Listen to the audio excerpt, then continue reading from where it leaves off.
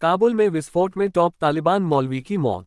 अधिकारियों और तालिबान सूत्रों के अनुसार गुरुवार को काबुल में एक मदरसा में हुए हमले में तालिबान के एक प्रमुख मौलवी शेख रहीमुल्लाह हक्कानी की मौत हो गई, जब हमलावर ने प्लास्टिक कृत्रिम पैर में छिपे विस्फोटकों को विस्फोट कर दिया। तालिबान प्रशासन के प्रवक्ता बिलाल करीमी ने कहा, बहुत दुख की बात है कि सम्मानित मौलवी शेख रहीमुल्लाह हक्कानी दुश्मनों के कायरतापूर्ण हमले में शहीद हो गए। यह तुरंत स्पष्ट नहीं था कि विस्फोट के पीछे कौन था।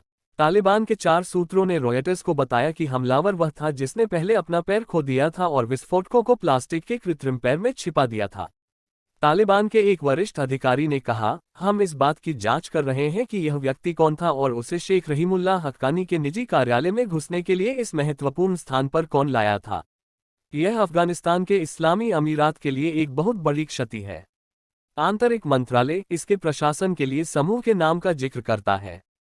हक्कानी तालिबान में एक प्रमुख मौलवी था जो पिछले हमलों से बच गया था, जिसमें 2020 में उत्तरी पाकिस्तानी शहर पेशावर में एक बड़ा विस्फोट शामिल था, जिसका दावा इस्लामिक स्टेट ने किया था, जिसमें कम से कम 7 लोग मारे गए थे। अब बढ़ते हैं अगली खबर की तरफ। गर्भपात मामले में अमेरिकी पुलिस का पालन करके फेसबुक ने नाराजगी जताई। फेसबुक ने गर्भपात के मामले की जांच कर रही अमेरिकी पुलिस के अनुपालन से नाराजगी जताई। इस प्रक्रिया को रोकने के लिए प्लेटफॉर्म एक उपकरण होगा। मीडिया रिपोर्टों के बाद बनाई गई आलोचना से पता चला कि सोशल नेटवर्किंग की दिग्गज कंपनी ने अपनी बेटी के गर्भपात के लिए एक मां पर आपराधिक आरोप लगाने वाले संदेशों की कुंजी को बदल दिया था। अमेरिका की शीर्ष अदालत द्वारा जून के अंत में गर्भपात के राष्ट्रीय अधिकार को रद्द करने के बाद अधिवक्ताओं ने इस तरह की चेतावनी दी थी, क्योंकि बड़ी तकनीकी कंपनियां उपयोगकर्ताओं के स्थानों और व्यवहार पर डेटा का एक समूह रखती हैं। 41 वर्षीय जेसिका बर्गस पर अपनी 17 वर्षीय बेटी को मध्य पश्चिमी अमेरिकी राज्य नेब्रास्का में गर्भावस्था को समाप्त करने में मदद करने का आरोप लगाया गया था।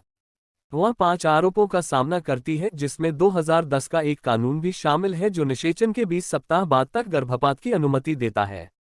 बेटी को 3 आरोपों का सामना करना पड़ता है, जिसमें एक लाश को छिपाने या छोड़ने का भी शामिल है। फिर भी फेसबुक के मालिक मेटा ने मंगलवार को नेब्रास्का अदालत के आदेश, गर्भपात का बिल्कुल भी उल्लेख नहीं किया, को ध्यान में रखते हुए अपना बचाव किया और रो वी वेड को उलटने के लिए जून में सुप्रीम कोर्ट के अत्यधिक विभाजनकारी फैसले से पहले आया, जो मामला यूनाइटेड में गर्भपात का अधिकार प्रदान करता था।